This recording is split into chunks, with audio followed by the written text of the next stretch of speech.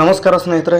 ನಾವು ಇದೇನಪ್ಪ ಮತ್ತು ಕಾಂಪಿಟೇಟಿವ್ ಫೀಲ್ಡ್ ಬಿಟ್ಟು RCB ಮತ್ತು ಚೆನ್ನೈ ಮ್ಯಾಚಿಗೆ ಬಂದುಬಿಟ್ರಲ್ಲ ಅಂತ ಅನ್ಕೊಳಕ್ಕೆ ಹೋಗ್ಬೇಡ್ರಿ.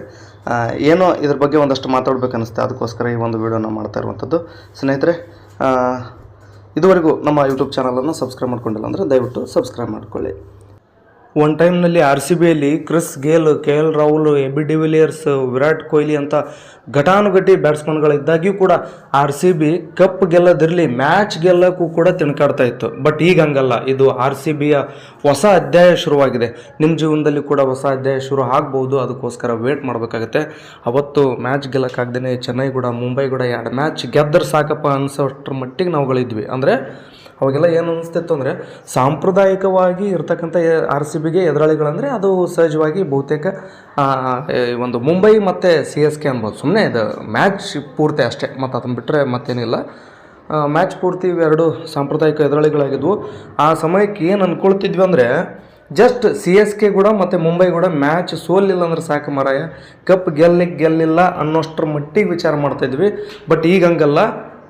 CSK ಅಲ್ಲ, ಮುಂಬೈ ಅಲ್ಲ, ಎಲ್ಲ ಟೀಮ್ಗಳನ್ನು ಕೂಡಿಸಿ ನಮ್ಮ ಜೊತೆ ಮ್ಯಾಚ್ ಹಾಕಿದ್ರೂ ಕೂಡ RCB ಗೆಲ್ಲುತ್ತೆ ಅನ್ನೋಂಥ ಧೈರ್ಯ ಬಂದಿದೆ. ಆದರೆ ನಿಜವಾಗಿಯೂ ಕೂಡ ಈಗ RCBದು ಹೊಸ ಯುಗನೇ ಆರಂಭ ಆಗಿದೆ ಅಂತಲೇ ಹೇಳ್ಬೋದು. ಸ್ನೇಹಿತರೆ, ಹೇಳೋವಂಥದ್ದು ಏನಂತಂದರೆ, ಒಂದು ಕಪ್ ಗೆಲ್ಲೋದಕ್ಕೋಸ್ಕರ ಅವರು ನಿರಂತರವಾಗಿ 18 ವರ್ಷಗಳ ಕಾಲ ಹೋರಾಟವನ್ನು ಮಾಡಿದರು. ಇಲ್ಲಿ ನಾನು ಹೇಳ್ತಿರುವಂಥದ್ದು ಇಷ್ಟೇ, ಬಹುತೇಕ ಈ ಕಾಂಪಿಟೇಟಿವ್ ಫೀಲ್ಡ್ನಲ್ಲಿ 3-4 ವರ್ಷಗಳ ಕಾಲ ಅದಿರಿ, 3-4 ವರ್ಷ ಶ್ರಮ ಹಾಕಿದ್ದೀರಿ. ಅದು 5ನೇ ವರ್ಷಕ್ಕೆ ಆಗುತ್ತಾ ಏನೋ, ಆದರೆ ನೀವುಗಳೇ ಅಲ್ಲಿ ಇರೋಕ್ಕೆ ತಯಾರಿಲ್ಲ ಅಂತಂತಂದ್ರೆ ಹೆಂಗೆ. ಅದಕ್ಕೋಸ್ಕರ ನಾನು ಹೇಳೋಂಥದ್ದಿಷ್ಟೇ, RCBನೇ ನಮಗೆ ದೊಡ್ಡ ಸ್ಫೂರ್ತಿ. ಆ ಕಾರಣಕ್ಕೋಸ್ಕರ ನೋಡಿ, ಕಳೆದ ಸೀಸನ್ನಲ್ಲಿ ಕಪ್ ಗೆದ್ದುಬಿಟ್ರು. ಬಟ್ ಅದು ಈ ವರ್ಷ ಏನೋ ಹೇಳ್ತಾಯಿದ್ರೆ ಹೆಂಗೆ ಗೆದ್ರು ಅಂತ. ಬಟ್ ಹೆಂಗೋ ಗೆದ್ದಿದ್ದಲ್ಲ, ನಿಜವಾಗಿಯೂ ಶ್ರಮದಿಂದ ಗೆದ್ದಿದ್ದದು. ಅದು ಈ ಶ್ರಮದಿಂದನೇ ಗೆದ್ದಿದ್ದೀವಿ ಅಂತೇಳಿ ಅವರು ಈ ಸರಿ ಪ್ರೂವ್ ಮಾಡ್ತಾ ಇದ್ದಾರೆ. ಯಾಕಂದರೆ 2 ಮ್ಯಾಚ್ಗಳನ್ನು ನಿರಂತರವಾಗಿ ಗೆದ್ದಿದ್ದಾರೆ. ಹೆಂಗೆ ಗೆದ್ದಾರಂದ್ರೆ, ಬರೀ ಜಸ್ಟ್ ಬೈ ಲಕ್ಕಿಂದ ಅಲ್ಲ, ಅಷ್ಟು ಎಫರ್ಟ್ ಹಾಕಿದ್ದಾರೆ. ಅಷ್ಟು ಚೆನ್ನಾಗಿ ಬ್ಯಾಟಿಂಗು, ಬೌಲಿಂಗು, ಫೀಲ್ಡಿಂಗು ಎಲ್ಲದರಲ್ಲೂ ಕೂಡ ಅಷ್ಟು ಚೆನ್ನಾಗಿ ವರ್ಕ್ ಮಾಡ್ತಾ ಇದ್ದಾರೆ. ಆ ಕಾರಣಕ್ಕೋಸ್ಕರ ಆ ಅರ್ಹತೆಯಿಂದ ಮ್ಯಾಚನ್ನು ಗೆಲ್ತಾ ಇದ್ದಾರೆ. ನಾವು ಕೂಡ ಅಷ್ಟೇ, ನಮ್ಮ ಅರ್ಹತೆಯಿಂದನೇ ನಾವು ಪರೀಕ್ಷೆಗಳನ್ನು ಗೆಲ್ಲಬೇಕಾಗಿದೆ ವಿನಃ ಯಾವುದೋ ಒಂದು ಲಕ್ಕಿಂದ ಅಲ್ಲ. ಲಕ್ ಬೇಕು, ಇಲ್ಲಂತ ನಾನು ಹೇಳ್ತಾ ಇಲ್ಲ. ಜಸ್ಟ್ ಲಕ್ ಏನಪ್ಪ ಅಂದರೆ ಕೇವಲ 1% ಮಾತ್ರ. ಬಟ್ 99% ಅನ್ನೋಂಥದ್ದು ನಮ್ಮ ವರ್ಕಿಂದ ಆಗಬೇಕು. ಲಕ್ಕಿಂದ ಆಗುವಂಥದ್ದು 1% ಆದರೆ ವರ್ಕಿಂದ ಆಗುವಂಥದ್ದು 99% ಆಗಿರುತ್ತೆ. ಆ ಕಾರಣಕ್ಕೋಸ್ಕರ ಸ್ನೇಹಿತರೆ, ನಿಮ್ಗೆ ಹೇಳುವಂಥದ್ದಿಷ್ಟೇ, 18-19 ವರ್ಷಗಳ ಕಾಲ ನಿರಂತರವಾಗಿ ವೇಟ್ ಮಾಡಿ ಒಂದು ಕಪ್ಪನ್ನು ಗೆದ್ದಂಥ RCB ಟೀಮ್ಗಿಂತ ದೊಡ್ಡ ಸ್ಫೂರ್ತಿ ಮತ್ತೊಂದಿಲ್ಲ. ಅಂದರೆ ಕ್ರೀಡೆಯಲ್ಲಿ ಯಾರಿಗೆ ಇಷ್ಟ ಇರುತ್ತಲ್ಲೋ ಅವ್ರಿಗೆ ನಾನು ಹೇಳುವಂಥದ್ದು ಅರ್ಥ ಆಗುತ್ತೆ. ಬಟ್ ಕ್ರೀಡೆಗೂ ನಮ್ಮ ಜೀವನಕ್ಕೂ ಹೋಲಿಕೆ ಏನು ರೀ ಇದನ್ನೆಲ್ಲ ಹೋಲಿಕೆ ಮಾಡ್ತಾಯಿದ್ರಿ, ಕ್ರೀಡೆನೇ ಬೇರೆ ಜೀವನನೇ ಬೇರೆ ಅಂತ. ಬಟ್ ನಾನು ಹೇಳುವಂಥದ್ದು ಏನಂತಂದರೆ, ನಿರಂತರವಾಗಿ ಪ್ರಯತ್ನ ಪಟ್ಟರೆ ಎಲ್ಲನೂ ಕೂಡ ಸಾಧ್ಯ ಅನ್ನೋದನ್ನು RCB ಟೀಮ್ ಹೋದ ವರ್ಷ ಏನು ಸಾಧಿಸಿ ತೋರಿಸ್ತಲ್ಲ, ಮತ್ತು ಈ ವರ್ಷವೂ ಕೂಡ ಅದನ್ನು ಮುಂದುವರಿಸೋದಕ್ಕೆ, ತನ್ನ ಗೆಲುವನ್ನು ಅಥವಾ ತನ್ನ ಕಪ್ಪನ್ನು ಅದು ತನ್ನಲ್ಲಿಯೇ ಉಳಿಸ್ಕೊಳ್ಳೋದಕ್ಕೆ ಏನೋ ಹೋರಾಡ್ತಾ ಇದೆಯಲ್ಲ, ಆ ಹೋರಾಟದ ಮನೋಭಾವನೆ ನಮ್ಮಲ್ಲಿ ಬೆಳೀಲಿ ಅನ್ನೋ ಉದ್ದೇಶಕ್ಕೋಸ್ಕರ ಹೇಳ್ತಾ ಇದ್ದೀನಿ ವಿನ ಮತ್ತೇನೂ ಅಲ್ಲ. ನಿಮಗೆ ನಾನು ಒಂದು ಕಿವಿ ಮಾತು ಹೇಳೋದು ಏನಂತಂತಂದರೆ, ಅವ್ರು ಏನಾದರೂ 17 ವರ್ಷ ಶ್ರಮಪಟ್ಟು 18ನೇ ವರ್ಷನೂ ಕೂಡ ಸುಮ್ಮನೆ ಕಾಟಾಚಾರಕ್ಕೆ ಆಡಿದ್ರಂದ್ರೆ ಗೆಲ್ಲಕ್ಕಾಗ್ತಾಯಿತ್ತಾ? ಇಲ್ಲ.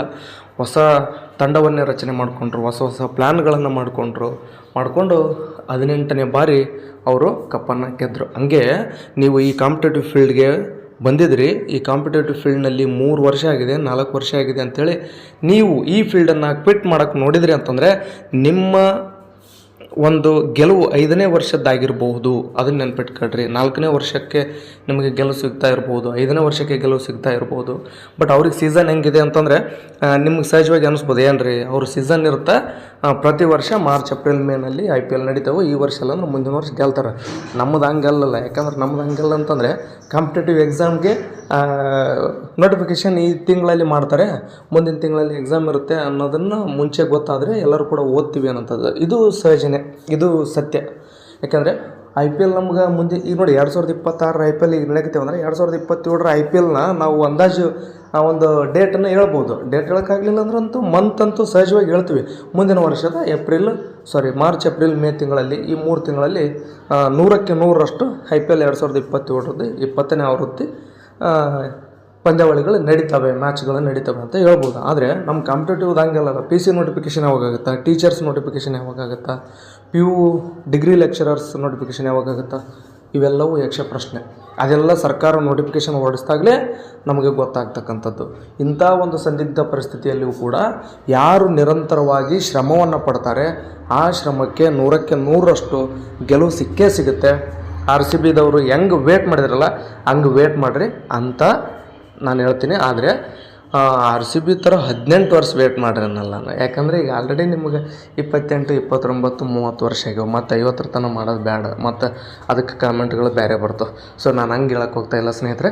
ನಿಮಗೆ ಧೈರ್ಯವನ್ನು ಕೊಡೋದಕ್ಕೆ ಮತ್ತು 14-15 ವರ್ಷ ಈಗ 4-5 ವರ್ಷಗಳ ಶ್ರಮ ಏನಿದೆ ಅದು ವೇಸ್ಟ್ ಆಗಬಾರ್ದು. ಆ ಕಾರಣಕ್ಕೋಸ್ಕರನೇ ಹೇಳುವಂಥದ್ದು. ಇಲ್ಲಿ ಏನಂತಂದರೆ ನಿಜವಾಗಿಯೂ ಟೀಮ್ ಡೇವಿಡ್ ಅವರ ಒಂದು ಬ್ಯಾಟಿಂಗ್ ನೋಡಿದ್ರಂತೂ ಭಯಾನಕವಾಗಿತ್ತದು. ಇದೇನಪ್ಪ, ಮ್ಯಾಲಿಂದ ಆಕಾಶದಿಂದ ಕ್ಷಿಪಣಿಗಳು ಉದುರಿ ಬಿದ್ದು ಡಮ್ ಅಂದಂಗೆ ಹಾಕಿತ್ತು. ನಾವು RCB ಫ್ಯಾನ್ಗಳಿಗೆ ನಮ್ಗೆ ಎದಿ ಡವ ಅಂತಿತ್ತು ಅದು ಮ್ಯಾಚ್ ನೋಡಿ. ಅದು ಎಲ್ಲ 6ಗಳು ಹೋಗೋದನ್ನು ನೋಡಿದರೆ ಏನಪ್ಪ ಈ ಮನುಷ್ಯ ಹಿಂಗೆ ಬ್ಯಾಟಿಂಗ್ ಮಾಡ್ತಾನೆ ಅನ್ಸೋದು. ಇನ್ನು ಎದುರಾಳಿ ಟೀಮ್ನವ್ರಿಗೆ ಹೆಂಗಾಗಿರ್ಬೇಡ, ಹೋಗ್ಲಿ ಸ್ಟೇಡಿಯಮ್ನೇ ಕುಂತವ್ರಿಗೆ ಹೆಂಗಾಗಿರ್ಬೇಡ. ಕೆಲವ್ರು ಎದ್ದು ಹೋಗ್ಯಾರಂತ, ನಾನು ನೋಡಿಲ್ಲ, ಸುದ್ದಿ ಕೇಳಿನ ಅಷ್ಟೇ, ಎದ್ದು ಹೋದ್ರಂತ. ಮತ್ತು ಅವ್ರಿಗೆ ಯಾವ ಮಟ್ಟಕ್ಕೆ ಅದು 6ಗಳನ್ನು ನೋಡಿ ಭಯ ಆಗಿರ್ಬೇಡ ಅಂತ. ಸೊ ನೀವು ಕೂಡ ಅಷ್ಟು ಹಂಗೆ ಸುಮ್ಮನೆ ನಾವು ಓಕೆಶಿ ಬ್ಯಾಟಿಂಗ್ ಬಾಲಿಂಗ್ ಮಾಡಿದ್ರೆ ಆಗುತ್ತೆ, ನಮ್ಮಿಂದ 6 ಹೊಡೆಯೋಕ್ಕಾಗುತ್ತೆ ಆಗಲ್ಲ. ಯಾಕೆಂದರೆ ಅವ್ರು ಪ್ರಾಕ್ಟೀಸ್ ಮಾಡಿದ್ರು, ಅದಕ್ಕೋಸ್ಕರ ಅದಕ್ಕೆ ತಕ್ಕಂಗೆ ಆಡ್ತಾರೆ. ಅವರು ನಿರಂತರವಾಗಿ ಅದಕ್ಕೋಸ್ಕರನೇ ಕ್ರಿಕೆಟೇ ಆಡಬೇಕಂತೇಳಿ ಉಳಿದಿದ್ದೆಲ್ಲವನ್ನೂ ಅವ್ರು ಬಿಟ್ಟು ಕ್ರಿಕೆಟ್ಗೋಸ್ಕರನೇ ಶ್ರಮ ಪಟ್ಟಿದ್ದಾರೆ. ಸಾಕಷ್ಟು ಶ್ರಮಪಟ್ಟರು, ಈಗ ಸಕ್ಸಸ್ಸನ್ನು ಕಂಡಿದ್ದಾರೆ. ನಾವು ಕೂಡ ಅಷ್ಟೇ ಒಂದು 3 ವರ್ಷ, 4 ವರ್ಷ, 5 ವರ್ಷ ನಿರಂತರವಾಗಿ ಶ್ರಮವನ್ನು ಪಡಬೇಕು. ಶ್ರಮ ಪಟ್ಟಾಗ ಒಂದಲ್ಲ ಒಂದು ದಿನ ನಮಗೂ ಕೂಡ ಗೆಲುವು ಇದ್ದೇ ಇರುತ್ತೆ. ಆ ಗೆಲುವು ನಿಮ್ಮದು ಆಗೇ ಆಗುತ್ತೆ.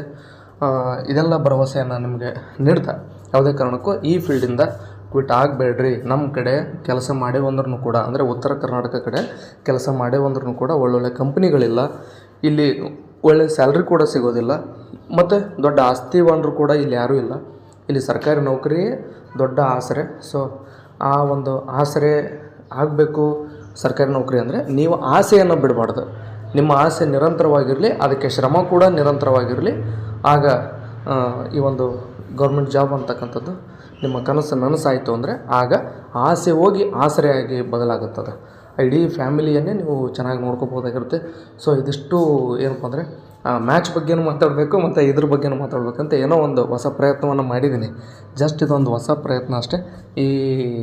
ಇದ್ರ ಬಗ್ಗೆ ಮಾತಾಡ್ಬೇಕಂತ ಅನಿಸಿದಕ್ಕೆ ಮಾತಾಡಿದ್ದೀನಿ. ಇದರಲ್ಲೇನು ಕಂಟೆಂಟ್ ಇಲ್ಲ. ಬಟ್ ಕೆಲವರಿಗೆ ಏನು ಟೈಮ್ ವೇಸ್ಟ್ ಆಯಿತು ಅಂತ ಅನ್ಕೋಬೋದು. ಬಟ್ ಏನು ಅನ್ಕೊಂತಾರೋ ಗೊತ್ತಿಲ್ಲ. ನಿಮ್ಮ ಅಭಿಪ್ರಾಯನ ಕಮೆಂಟ್ ಮಾಡಿ ತಿಳಿಸಿ ಸ್ನೇಹಿತರೆ. ವಿಡಿಯೋ ನೋಡೋದಕ್ಕಾಗಿ ತಮ್ಮೆಲ್ಲರಿಗೂ ಧನ್ಯವಾದ.